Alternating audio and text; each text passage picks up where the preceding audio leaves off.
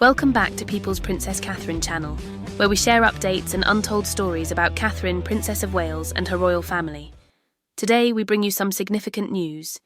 Princess Catherine stole the spotlight in a stunning royal gown and a sparkling necklace that once belonged to Queen Elizabeth II, reportedly worth $85 million, as she attended a royal state dinner to welcome Crown Prince Hussein and Princess Raja of Jordan Windsor Castle. Tonight, the spotlight wasn't just on a visiting royal couple, it shone on Catherine, Princess of Wales, who walked into Windsor Castle wearing a gown that turned heads, and a necklace that once graced Queen Elizabeth II.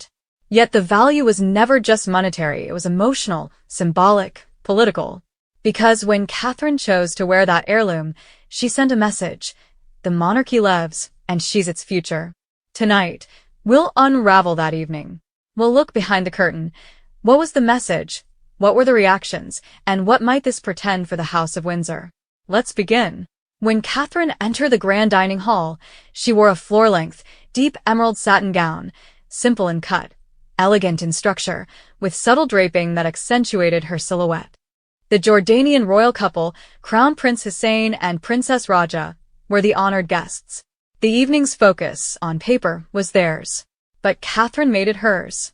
The necklace she wore had once belonged to Queen Elizabeth II, an heirloom piece that's been seen in a few official photographs but only rarely worn in recent decades. The glittering cascade of diamonds sat delicately at her collarbone, each facet catching light with quiet dignity.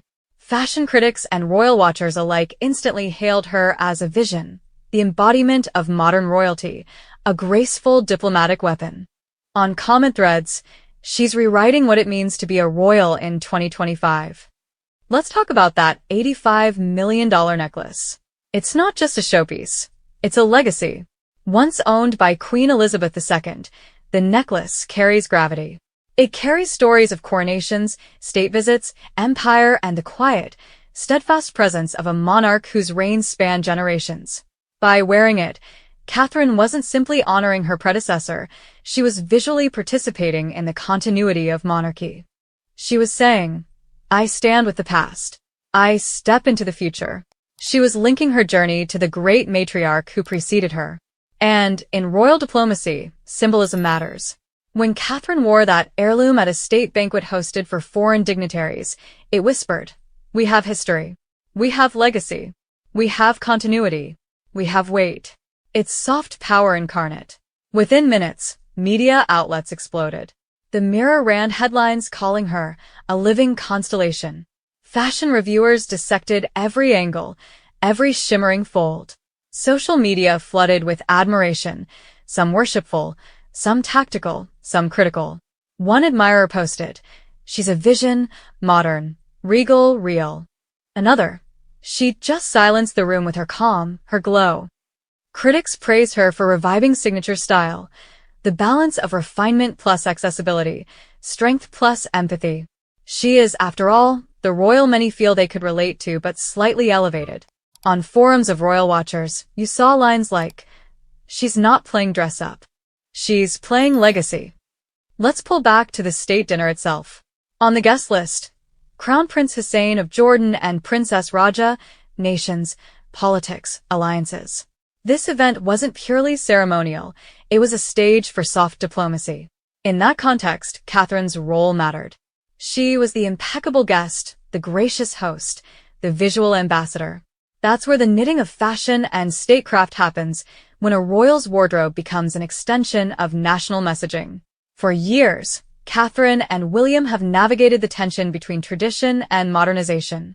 The public wants a monarchy that feels alive, connected, empathic, forward-looking, yet anchored in history and stability.